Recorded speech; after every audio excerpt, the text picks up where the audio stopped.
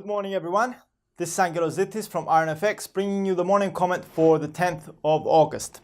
Russia gets heated over U.S. sanctions. Yesterday, Russia threatened to strike back for a new round of sanctions announced by the U.S. Washington explained the fresh sanctions were decided due to the way Moscow treated former Russian agent and his daughter in Britain. The opening round of these sanctions are aimed to reduce exports to Russia of U.S. sensitive goods and technologies, although officials said Russia may respond equally by not increasing oil production as promised previously. The Russian ruble slid in overnight trading to its lowest level since November 2016 against the US dollar after a second day of declines. USD ruble was seen picking up strong volatility in the previous days as the pair's sensitivity to the pre-mentioned news was evident, with the pair trading on an upswing.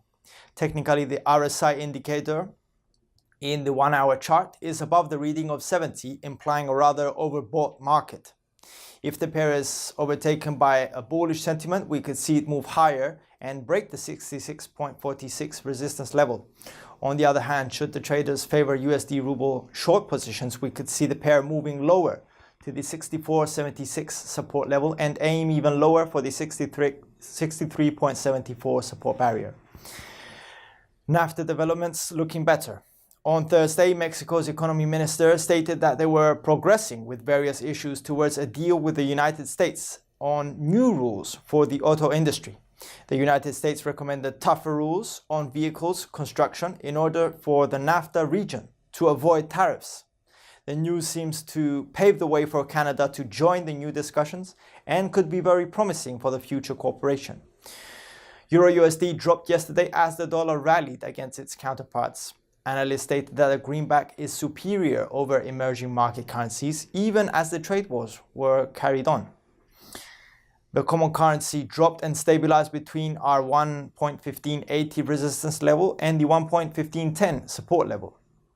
Should the pairs continue to dictate the pair's direction, we could see it moving downwards to the 1.1510 support line and even breaking it, moving lower to the 1.1445 support barrier. On the other hand, if a bullish movement overtakes the pair, we could see it break the 1.1580 resistance line and aim higher for the 1.1640 resistance barrier. In today's other economic highlights, starting with the European morning, we get Turkey's current account balance for June, with the deficit expected to shrink. A note must be made here as the Turkish lira fell heavily to yet another record low against the US dollar in its previous sessions and today. The Turkish lira drop was enacted when the US stated it would follow up on sanctions against Turkey, and news today indicated ECB was worried on exposure of EU banks in Turkey. If the news forecast is realized, we could see the Turkish lira getting some support. We continue with the UK GDP preliminary figures for Q2 forecasted to advance and could create support for the GBP, along with the manufacturing production for June. In the American session, we get the US inflation data for July, with the core CPI forecasted to remain on hold and the CPI expected with a minor increase. At the same time, we get Canada's employment data for July with mixed data expected. Later on, we close with the weekly Baker Hughes oil rig count from the US. For more information, please read the full comment on ironfx.com or download our app and get all the information you need to trade.